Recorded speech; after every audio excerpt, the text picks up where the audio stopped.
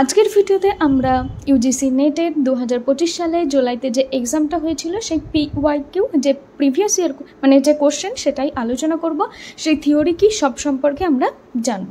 তো দেখো কোশ্চেনটা ছিল হচ্ছে Rensis Likert consider management system 1.4 as a model of management. দেয়ার আর কি অপশন চারটে রয়েছে, সেটা হচ্ছে participative system, consultative system, বেনেভলেন্ট authoritative নাকি এক্সপ্লয়টেটিভ অথরিটেটিভ, আর একটা লাস্ট অপশন যেটা রয়েছে সেটা হচ্ছে ম্যাচিউরিটি আর হচ্ছে ইম্যাচিউরিটি যেটা রয়েছে।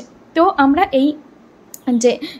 এই লোকটা মানে ইনি কে ছিলেন, এবার এনার সম্পর্কে আমরা বিস্তারিত জানবো।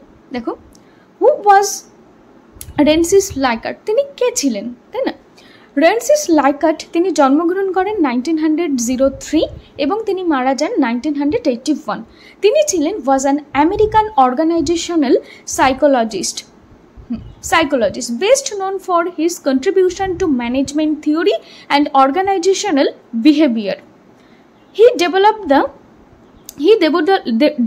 the Likert scale, a widely used method in research to measure attitudes, and proposed the 4 system of management which focus on leadership style and employee participation in decision making. মানে এখানে বলতে এটাই চাইছে যে একটা সময়ের কথা, মানে যেখানে বড় বড় কোম্পানিতে কাজ করা মানুষগুলো খুব অখুশি ছিল। তারা বড় বড় কোম্পানিতে কাজ করতো কিন্তু তাদের কোনো খুশি ছিল না। কেন ছিল না? কারণ তাদের কোনো সিদ্ধান্ত নেওয়ার অধিকার ছিল না।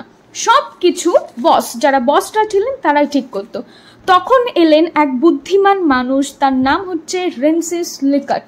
তিনি বলেন, দেখো, যদি কর্মীদেরও সিদ্ধান্তে অংশ নিতে দাও তাহলে তারা খুশি হবে এবং তারা কাজও ভালো হবে। এর জন্য তিনি তৈরি করলেন 4টি ম্যানেজমেন্ট সিস্টেম, যেখানে প্রথম সিস্টেমে বলেছেন যে এক্সপ্লয়টেটিভ অথরিটেটিভ, এখানে বসরাই সব কিছু ঠিক করে, কর্মীরা কিছু বলতে পারে না। দ্বিতীয়তে তিনি কি বলেছেন? এক্সপ্লয়টেটিভ অথরিটেটিভ, যেখানে বলছে যে এখানে বসরাই সব কিছু ঠিক করে, কর্মীরা কিছু বলতে পারে না। এটা হচ্ছে প্রথম। দ্বিতীয়টা হচ্ছে বেনেভলেন্ট অথরিটেটিভ, যেখানে বসরা কিছু দয়া করে কিন্তু ক্ষমতা নিজেদের কাছেই রাখে।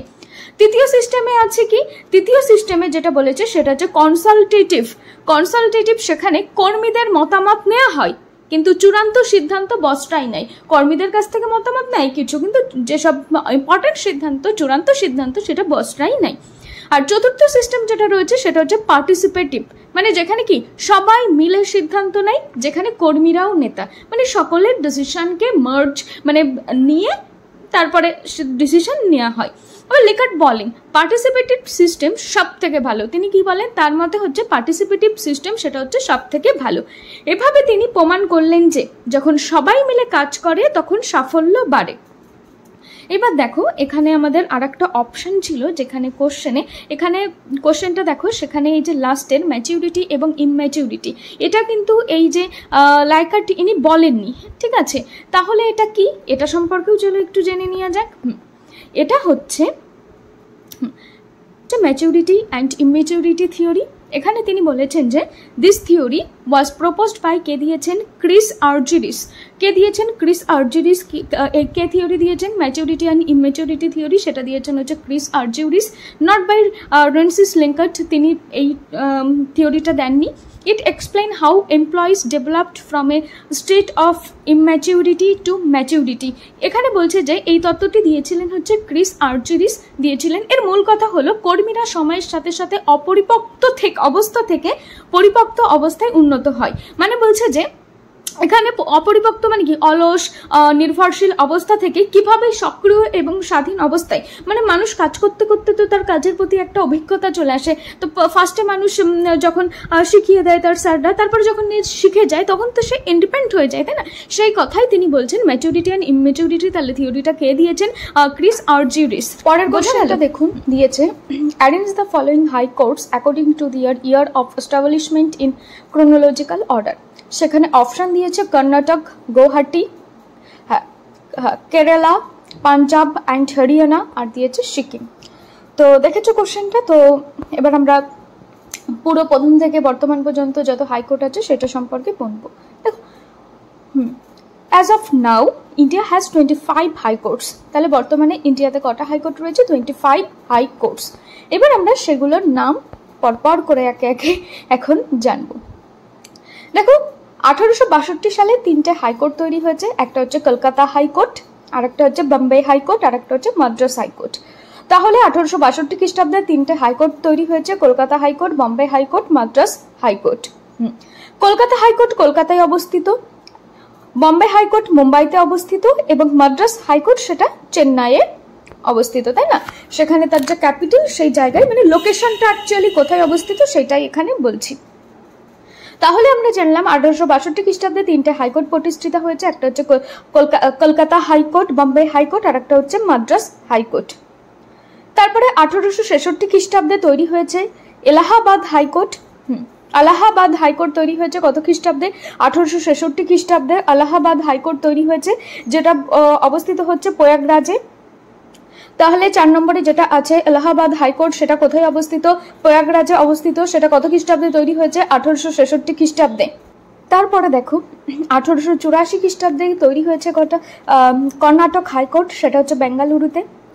তাহলে যে 5টা বললাম প্রথমে রিভিশন করি। কলকাতা হাইকোর্ট কলকাতাতে অবস্থিত, তৈরি হয়েছে 1862 খ্রিস্টাব্দে। বোম্বে হাইকোর্ট 1862 খ্রিস্টাব্দে তৈরি হয়েছে। মাদ্রাস হাইকোর্ট 1862 খ্রিস্টাব্দে তৈরি হয়েছে।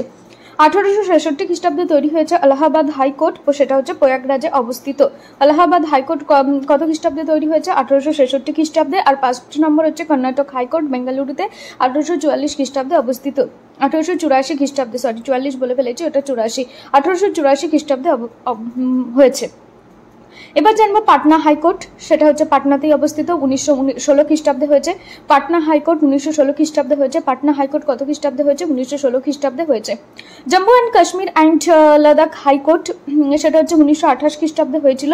Jammu and Kashmir and Ladakh high court, যেটা 3টে একসাথে, সেটা হচ্ছে শ্রীনগর জম্মুতে 1928 খ্রিস্টাব্দে সেটা হয়েছিল। 8 নম্বর হচ্ছে মধ্যপ্রদেশ হাইকোর্ট, সেটা হচ্ছে জবলপুরে অবস্থিত। সেটা কত খ্রিস্টাব্দে হয়েছে? 1936 খ্রিস্টাব্দে হয়েছে।